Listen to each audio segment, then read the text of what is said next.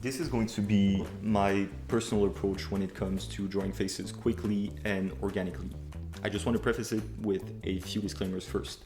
One, the whole purpose of this channel has always been simply a means to an end for me to get better myself. So I'm not interested in pumping out content just for the sake of it. This is more so a simple study session with me rather than a polished tutorial. Number two, I'm not a professional yet, so I feel like I have very little to no value in contributing to everything that's already out there in terms of learning resources. But I figured that at the end of the day, sometimes it can be helpful to learn alongside someone within your range of skill set, rather than a master that has been drawing for so long that he kind of forgot what it was like at the very beginning. Take everything I say with a grain of salt in this. I think the main takeaway, if you have anything to remember from this, is that what we will go over are very basic and standard rules, but they're meant to be played around with until you find exactly what you're looking for. I'm just gonna start by making a few real-time examples of my sketching process, and then I'll break them down.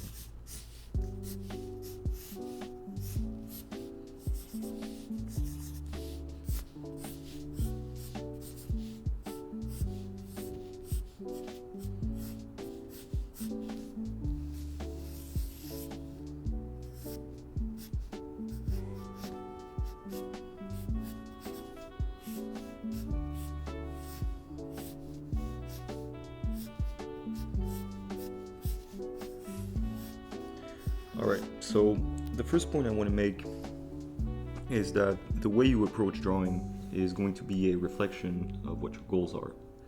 In my case, I'm interested in sequential art. That implies I'm going to have to draw the same character over and over again. And therefore, for me, the key becomes finding the balance between accuracy and efficiency. Or another way to put it is that some artists are going to be more technical, while others are more organic. And this will influence the way you learn, because the way I sketch is meant to suit the exact purpose I need, which might not be the case for you. And as you can see, my head models, while being pretty efficient, do lack accuracy at this stage. But for me, it's not really a problem because I'm just gonna go over them and reshape them the way I want to. I just start with a basic circle. Don't worry, it doesn't have to be perfect. The key is simply to use your shoulder rather than simply your wrist. The first decision you're gonna have to make is the length of the jaw. Keep in mind that the shorter it is, the more youthful your character is going to seem. The extreme example being some sort of chibi character. But in terms of standard proportions, I would say that anything between 1/3 and 1/2 of the circle's diameter is going to work just fine.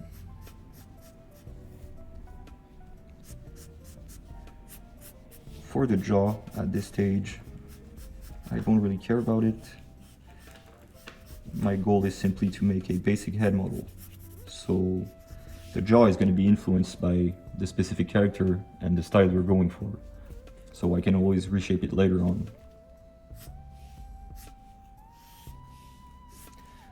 The triangle I'm making in the neck is simply to represent the basis of its muscles, but for now it's not really important. What is, though, is going to be the placement of your eyes. Once again, it depends on style. However, they should be roughly around the center of the face. So if you want a safe bet, cut your symmetrical line in half. This is where your eyes should be. In my case, what I like to do is maybe draw the eye line slightly higher, because to me, this line represents the top of the eyelid and not the center. Something really interesting is the intersection between the circle and symmetrical line we drew. Because as you can see, it already places the tip of the nose for us. And so from there, I can draw a very basic triangle shape, which will include all the important facial features I need, the eyes and the nose at the center. Think of it as creating a mannequin. The placement of the ears in frontal view are going to be directly between the eye line and the tip of the nose. So pretty easy to remember, but pay attention to them when using references because they are going to be your first indication of the character's angle. This is a pretty good start. However, we're still missing a bit of information regarding form and structure. And what I mean by that is when you think about it, the head is sort of like a box.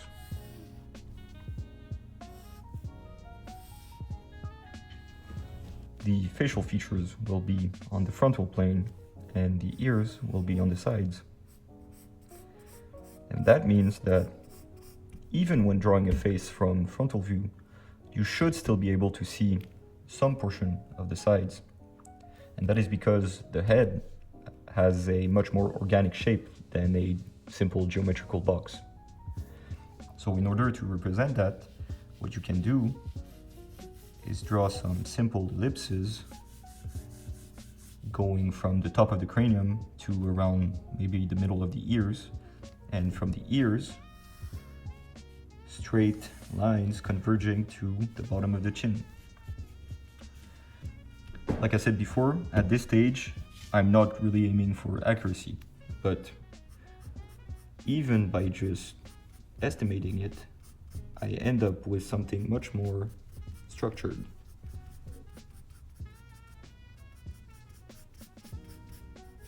For anyone wanting to go further, I encourage you to look the Asaro method and the Loomis method, which you probably heard of already.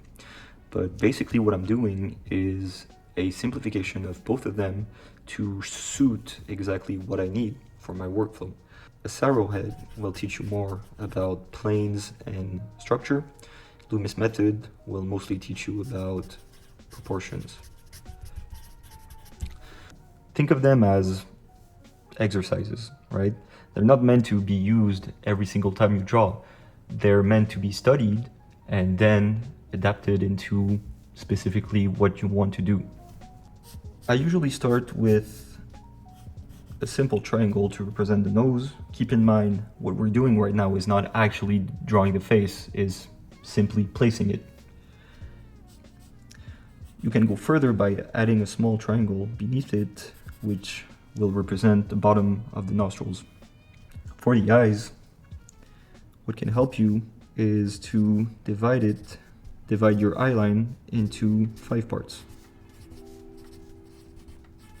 The reason we're doing this is because in terms of realistic proportions, the distance between the eyes is equal to the length of one. So you should be able to take one eye and place it in the middle.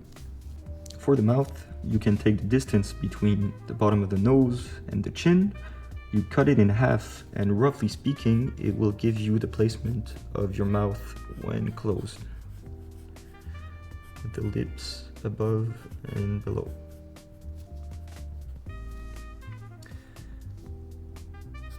Eyebrows obviously are going to be right above the eyes, but not really important for now because they really depend on the expression of the character. So they could be higher, they could be lower.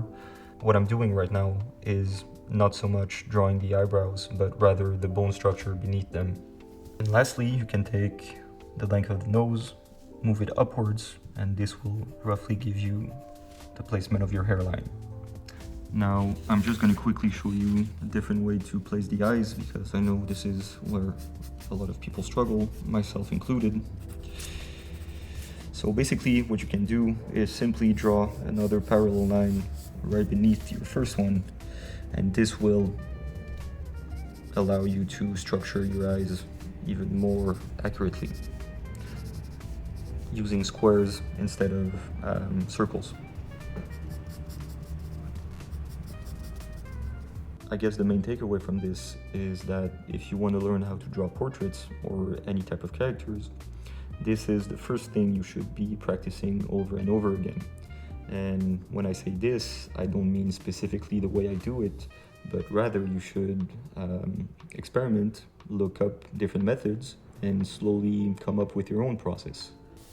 Knowledge has no value without trial, especially in art.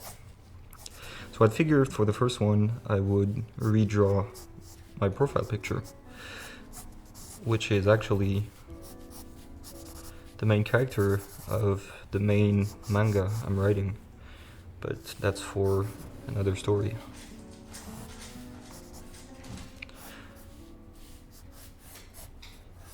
I don't think I'll talk as much.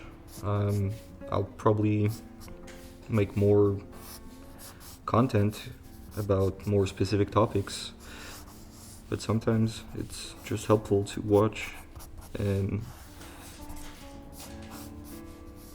yeah. So I'm not looking to make a final illustration. This is just practice, so I'm not really looking to render properly or anything. I'm just looking to draw intentfully.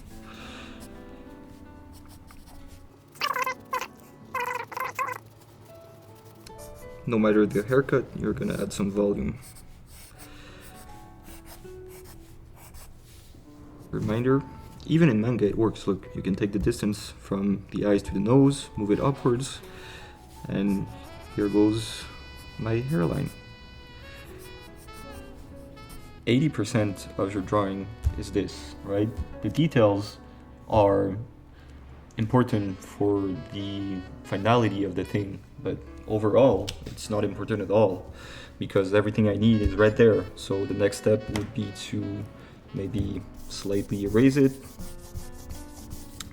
go over it, add line weight, add details. I guess I'll just do a very quick version of it.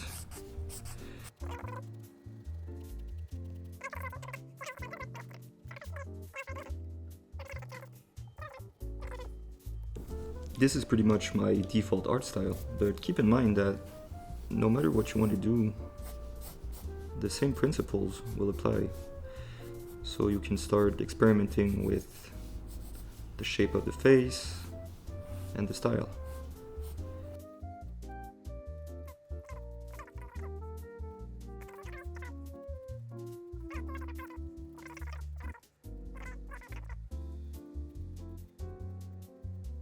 I don't even bother drawing the back of the skull or to make it more round at the top.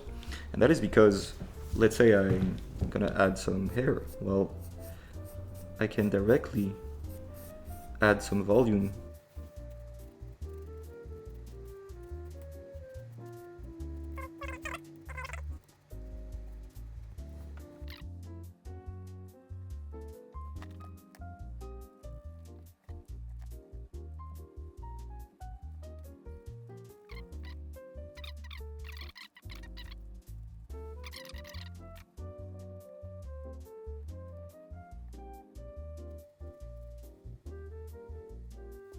I think we'll call it a day for now, not really looking to go any further.